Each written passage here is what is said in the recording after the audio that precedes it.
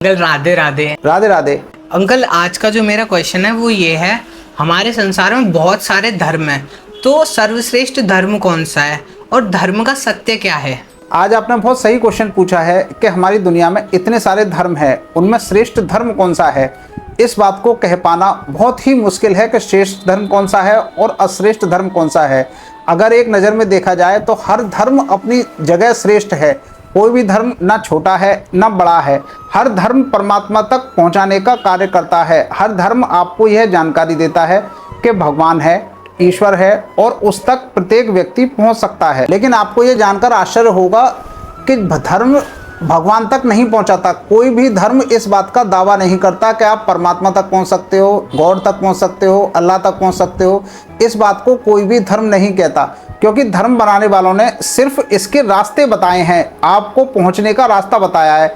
आपने धर्म को अपना लिया और आप भगवान तक पहुंच जाओगे, ये नहीं है। आपको धर्म का पालन करना होगा, धर्म पर चलना होगा और उनके नियम कायदे कानूनों को फॉलो करके एक सही व्यवस्था बनानी होगी, जिससे आप धर्म के द्वारा भगवान तक पहुंच सकें। भगवान श्री कृष्ण ने धर्म के बारे में बताया क्या है, आप यह गीता में देखिए। भगवान श्री कृष्ण क्या कहते हैं कि आप सभी धर्मों को छोड़कर सर्वधर्म परित्यज्य माम एकम शरणम व्रज, आप सभी धर्मों को छोड़कर मेरी शरण में आओ, मैं तुम्हें सारे दुखों से दूर कर दूंगा और सारी परेशानियों से दूर कर दूंगा। जैसे ही आप भगवान की शरण में जाते हो, सारे धर्मों से आपको छुटकारा मिल जाता है, क्योंकि धर्म आपको बांधने का कार्य करते हैं, भगवान से मिलाने का कार्य नहीं करते। कोई भी धर्म के द्वारा आप भगवान तक नहीं पहुंच सकते, लेकिन जैसे ही आप धर्म को छोड़ेंगे और बंधन मुक्त अवस्था को पाएंगे, तभी आप भगवान को पा सकते हैं, भगवान से मिल सकते हैं, उनका साक्षात्कार कर सकते हैं। अदरवाइज आप धर्म के चक्कर में फंसकर ही रह जाते हैं। भगवान श्री कृष्ण ने गीता में बताया है कि धर्म के 3 प्रकार हैं। सबसे पहले आता है परधर्म, उसके बाद आता है निज धर्म, उसके बाद आता है स्वधर्म। परधर्म क्या है? जो दूसरे लोगों ने धर्म बना दिए हैं, जैसे हिंदू धर्म, मुस्लिम धर्म, ईसाई धर्म, जितने भी धर्म आपकी पृथ्वी पर हैं, यह परधर्म की श्रेणी में आते हैं। दूसरे लोगों ने आपके लिए नियम कायदे कानून बना दिए, आप उनका फॉलो करें और अपने धर्म का पालन करें, ये बात सिखाई जाती है। दूसरे तरह का धर्म आता है निज धर्म, जो आपके कर्म से धर्म उत्पन्न होता है। जैसे आप कोई डॉक्टर हैं, कोई इंजीनियर हैं, कोई राजनेता हैं, कोई फिजिशियन है, कोई भी आप काम कर रहे हैं, उससे जो आपका धर्म निर्मित होता है कि लोगों की सेवा करना, लोगों की रक्षा करना, लोगों के लिए पढ़ाई कराना, लोगों के लिए कुछ काम करना, इसको बोलते हैं निज धर्म। और तीसरे धर्म आता है स्वधर्म। स्वधर्म क्या होता है? जिस धर्म में आप रहते हैं, जैसे आपके परिवार के उत्तरदायित्व, आप किसी के बेटा हैं, आप किसी के पति हैं, आप किसी के भाई हैं, आप किसी देश के पुत्र हैं, उसके प्रति जो आपके धर्म पैदा होता है, जो कर्म पैदा होता है, वह स्वधर्म कहा जाता है। भगवान श्री कृष्ण ने बताया स्वधर्म निधनम श्रेय परधर्म भय भया, यानी कि स्वधर्म में मरना भी श्रेयस्कर है और परधर्म में जाना भी या परधर्म में मरना अश्रेयस्कर है और बेकार है। आप यह देखिए कि धर्म के चक्कर में इंसान भटक जाता है। इंसान ये सोचता है कि हमारा जो भी धर्म चल रहे हैं उनके द्वारा हम कुछ प्राप्ति कर सकते हैं और अपनी आत्मा जागृत कर सकते हैं। ये बात एकदम गलत है। आप ना तो किसी भी धर्म के द्वारा आत्मा जागृत कर सकते, ना ही परमात्मा से अपना साक्षात्कार कर सकते। भगवान श्री कृष्ण ने गीता में यही बताया कि आप सब धर्मों को छोड़ेंगे, तभी उसके बाद में परमात्मा को साक्षात करेंगे, आत्म साक्षात्कार करेंगे।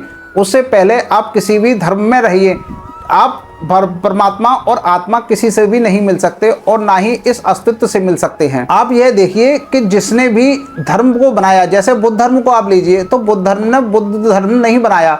गौतम बुद्ध ने अपने कुछ मार्ग दिए, कुछ बातें बताई, जिनके पर चलकर आप बुद्धत्व पा सकते हो। लेकिन जब वो खत्म हो गए, उसके बाद में 250-300 साल बाद बुद्ध धर्म का निर्माण हुआ। बुद्ध धर्म के द्वारा आप बुद्धत्व को प्राप्त नहीं कर सकते। ऐसे ही ईसा मसीह को लीजिए, ईसा मसीह ने ईसाई धर्म नहीं बनाया। ईसा मसीह के बाद में 200-300 वर्ष बाद में ईसाई धर्म बना और ईसाई बाइबल बनी।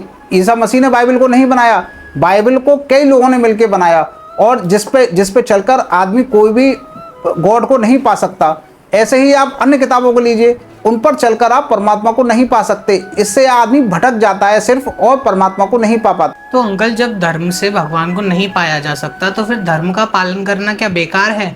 धर्म का पालन करके कोई भी आदमी धार्मिक नहीं होता, वह अधार्मिक हो जाता है। जैसे ही आप धर्म का पालन करते हैं आपको लगेगा कि मैं धार्मिक हो गया, लेकिन आप अधार्मिक हो गए, सारे लोगों से आप कट गए, आप अपने आप को असुरक्षित मानते हैं, आप अपने आप को एक निजी समुदाय में ही सुरक्षित मानते हैं, आप पूरी दुनिया से कट गए। आपने अपना एक दायरा बना लिया कि मैं हिंदू हूँ तो हिंदुओं के बीच में खुश रहूँगा, मुसलमान हूँ तो मुसलमानों के बीच में खुश रहूँगा, ईसाई हूँ तो ईसाइयों के बीच में खुश रहूँगा। आप सारी मानव जाति से कट जाते हो, और जैसे ही बंदा मानव जाति से कटता है वह छोटा हो जाता है, वह विराट को पा ही नहीं सकता, भगवान को परमात्मा को पा नहीं सकता। वह व्यक्ति परमात्मा को पा पाता है जो विराट के साथ में एक हो जाए, जो सब लोगों के साथ में एक हो जाए, वह परमात्मा को पा सकता है। जो छोटा हो गया वह परमात्मा को पा ही नहीं सकता। इसलिए भगवान श्री कृष्ण ने कहा गीता में कि जैसे ही आप धर्म से मुक्त हो गए, धर्म आपको करता क्या है, अपने से बांध लेता है और अपने नियम कायदे कानूनों में अटका देता है कि आपको यही फॉलो करने हैं और नैतिकता में ही जीवन जीना है। आपको भगवान नहीं पाना, भगवान के पास नहीं जाना, भगवान से कोई बात नहीं करनी। धर्म इस बात की न तो गारंटी देता न कहता। किसी भी किताब में, कुरान में, बाइबल में या किसी भी और किताब में ये नहीं लिखा हुआ कि आप भगवान से बात करें या भगवान के कोई सलाह लें, भगवान से कोई ज्ञान प्राप्त करें। लेकिन सनातन धर्म में आप यह देखेंगे तो सनातन धर्म में अनेक उदाहरण हैं। हमारे ऋषि मुनि थे जो देवी देवताओं से बातें करते थे, देवी देवताओं से सलाह लेते थे और उनसे ज्ञान लेते थे और उनसे शस्त्र भी लेते थे। सिर्फ सनातन धर्म ही श्रेष्ठ इसीलिए है कि वह आपको आध्यात्म से जोड़ता है और परमात्मा से जोड़ता है। आप देवताओं से, परमात्मा से, किसी से भी बात कर सकते हैं। बहुत से हमारी कहानी किस्से ऐसे हैं, बहुत सी कहानियाँ ऐसी हैं जिसमें हमारे ऋषि ब्रह्मा से, विष्णु से, महेश से जाकर साक्षात बात कर सकते थे, ज्ञान ले सकते थे और कोई भी बात को परामर्श कर सकते थे। लेकिन और किसी भी धर्म में आपको यह फैसिलिटी नहीं मिलती। सनातन धर्म ही सिर्फ एक ऐसा धर्म है जो आपको मानवीय जीवन से ऊपर उठाता है और देवतुल्य बनाता है। उसके अलावा कोई भी धर्म आपको सिर्फ मानवता में ही सिखाता है, आप नैतिकता में ही फंसाए रखता है कि आप घर गृहस्थी में ही फंसे रहो और आपको कहीं कुछ नहीं करना। ये बात सभी धर्म बताते हैं कि आपको एक अच्छा इंसान कैसे बनना है, लेकिन इंसान से भगवान कैसे बनना है ये आपको सनातन धर्म सिखाता है। इसलिए सनातन धर्म सभी धर्मों में श्रेष्ठ है। लेकिन आपने बहुत से लोग देखे होंगे जो सनातन धर्म का पालन करते हैं, वो भी अपने एक चारों ओर एक दायरे में फंस जाते हैं और परमात्मा को नहीं पा पाते। वो क्या करने में लग जाते हैं, वो धन कमाने में लग जाते हैं, पैसे कमाने में लग जाते हैं और अपनी सारी ऊर्जा सनातन धर्म के धनोपार्जन में ही खर्च कर देते हैं, भगवान से नहीं मिल पाते। हमारे पहले ऋषि मुनि क्या करते थे, पहाड़ों पर चले जाते थे, वनों में चले जाते थे और एकांत में साधना करते थे, एकांत में अपना भगवान से वार्तालाप करते थे। क्योंकि भगवान से बात करने के लिए आपको अंदर की यात्रा करनी होगी, आपको जन समुदाय में नहीं दौड़ना। लेकिन आज के जितने भी सनातनी हैं वो क्या कर रहे हैं, वो जन समुदाय में दौड़ रहे हैं और लोगों के बीच जाकर धर्म का प्रचार कर रहे हैं। वो सिर्फ एक प्रचारक हैं और धर्म का पालन नहीं करते और वह ना ही अपने अंदर की यात्रा करते हैं। वो दिखाते तो बहुत हैं कि हमने आत्म जागृति कर ली है, आत्मज्ञान प्राप्त कर लिया है, लेकिन ऐसा उन्होंने कुछ भी नहीं किया होता। सिर्फ आडंबर होता है उनके पास में और किताबी ज्ञान होता है। किताबी ज्ञान लेकर आप कोई भी ना तो शक्ति पा सकते हैं और ना कोई भी ज्ञान अर्जित कर सकते हैं। जब तक आप अपने अंदर की यात्रा नहीं करते तब तक आप कोई भी ज्ञान नहीं ले सकते। इसीलिए भगवान श्री कृष्ण ने स्वधर्म को ही श्रेष्ठ धर्म बताया। सबसे बढ़िया स्वधर्म है। स्वधर्म मतलब क्या, जो अपने अंदर की यात्रा कराए और अपने अंदर के स्वभाव को जागृत करे, आत्मा के स्वभाव को आप जानें। जैसे ही आप आत्मा के स्वभाव को जानेंगे आप परमात्मा को जान जाएंगे और परमात्मा से साक्षात्कार आपका हो जाएगा। उसके बाद में फिर सारा चीज आपको एक खेल की तरह दिखाई देता है और बहुत ही आनंद की प्राप्ति होती है। स्वधर्म ही सबसे श्रेष्ठ है, उसके अलावा कोई धर्म श्रेष्ठ नहीं है। सनातन धर्म से अच्छा स्वधर्म है, स्वधर्म सनातन धर्म से भी श्रेष्ठ है। जो भी व्यक्ति इस धर्म को जान जाता है तब उसे पता चलता है कि ये कितना श्रेष्ठ है और कितना महान है। भगवान श्री कृष्ण ने इसी धर्म के बारे में बात कही। अंकल, जैसे आप बता रहे हैं स्वधर्म सबसे श्रेष्ठ धर्म है, लेकिन स्वधर्म के ऊपर कोई किताब, कोई जानकारी तो है ही नहीं। स्वधर्म के बारे में ना ही कोई किताब है, ना ही कोई किताब बन सकती है, क्योंकि इस स्वधर्म की भाषा ही मौन है। जो भी व्यक्ति मौन होता है उसे ही भी ये स्वधर्म के बारे में पता लगता है। जैसे ही गौतम बुद्ध अपने अंदर गए तो उन्होंने स्वधर्म के बारे में जाना और उसे जानकर ही अपने बुद्धत्व को पाया, तभी उन्होंने जाना कि स्वधर्म क्या होता है। जैसे ही और लोग भी, जैसे महावीर हैं, कबीर हैं और जो भी लोग अपने अंदर गए वही स्वधर्म को जानते हैं। स्वधर्म की भाषा मौन की है और मौन की भाषा को लिखा नहीं जा सकता। मौन की भाषा के ऊपर कोई भी शास्त्र निर्मित नहीं हो सकता।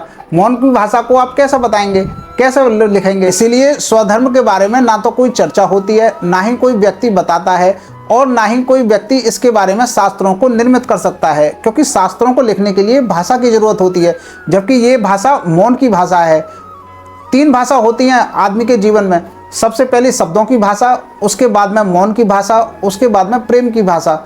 भगवान से जब भी आप बात करेंगे प्रेम की भाषा में ही बात कर सकते हैं, और अस्तित्व से जब भी आप बात करेंगे मौन की भाषा में बात करेंगे। स्वधर्म का पता आपको मौन की भाषा सीखने के बाद ही लगेगा। जब तक आपने मौन की भाषा नहीं सीखी आप स्वधर्म का पता ही नहीं। स्वधर्म ही सबसे श्रेष्ठ धर्म है, इसके बारे में आज तक किसी ने कुछ भी नहीं बताया।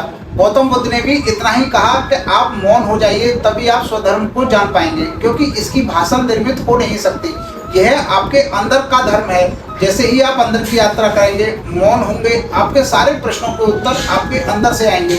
जब आप इसको जान लेते हैं तो ही आप स्वधर्म को जान पाते हैं, और तभी आप अपने आप को इस विराट अस्तित्व से एक कर पाते हैं।